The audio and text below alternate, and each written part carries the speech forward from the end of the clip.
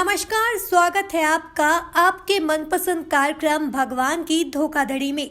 इसी श्रृंखला की पिछली कड़ी में हमने आपको बताया था कि किस प्रकार भगवान बसंत और उनकी पत्नी खुशबू बसंत ने कोरोना काल में समीर नाम के व्यक्ति से मास्क बनवाए, उसका पेमेंट रोक दिया और उसे शिकायत करने पर डराया धमकाया।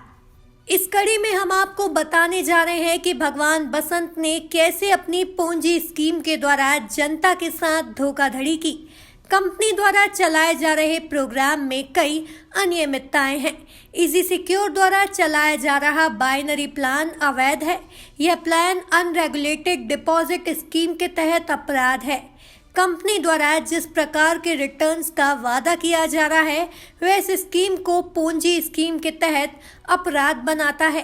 कंपनी द्वारा लेवल प्लान चलाया जा रहा है और उपरोक्त लेवल प्लान में 7 लेवल तक 6 महीने की अवधि में 2.5 से 3 गुना तक रिटर्न्स का वादा किया जा रहा है और 8वें, 9वें और 10वें लेवल पर कंपनी 3 गुने से भी ज़्यादा रिटर्न देने का वादा कर रही है।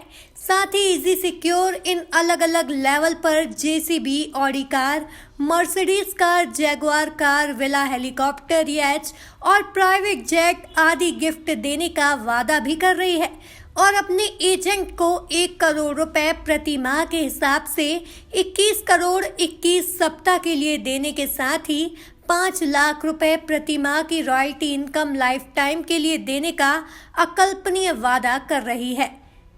भगवान बसंत की यह कंपनी जो दावे कर रही है उससे लगता है कि यह बड़ी मनी लॉन्ड्रिंग करने की प्लानिंग में है।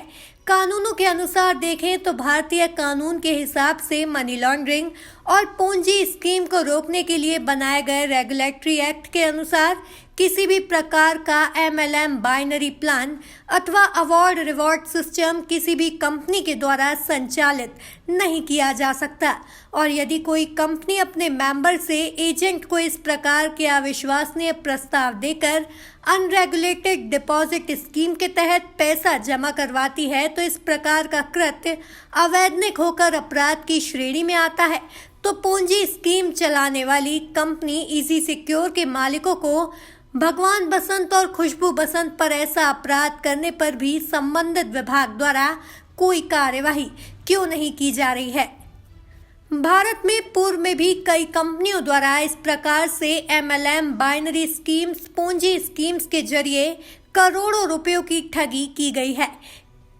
कई कंपनियों द्वारा निवेशकों को उनके लगाए हुए धन का 2 से 3 गुना रिटर्न दिए जाने का प्रलोभन देकर करोड़ों अरबों रुपए कंपनी में लगवाए गए हैं और कुछ समय बाद ऐसी कंपनियां बंद करके उनके डायरेक्टर फरार हो गए, जिसमें आम निवेशकों द्वारा लगाई गई पूंजी पूरी तरह डूब गई है और सैकड़ों की संख्या में इस प्रकार की कंपनी के खिलाफ भारत के न्यायालयों में प्रकरण भी चलाए जा रहे हैं। उसके बाद भी क्यों नहीं की जा रही इस कंपनी की जांच? इजी सिक्योर की असलियत को क्यों सामने लाने की कोशिश नहीं की जा रही है?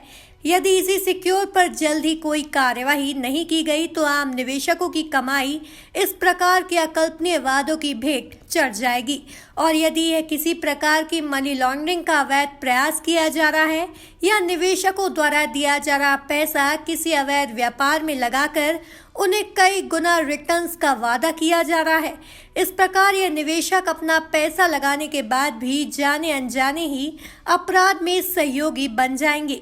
इसके लिए संबंधित अधिकारियों को कानून के अनुसार कार्यवाही करना चाहिए। इसी सिक्योर के ऐसे ही और खोखले वादों की हम खोलते रहेंगे पोल भगवान की धोखाधड़ी में। तब तक आप बने रहिए स्मार्ट खबर के साथ।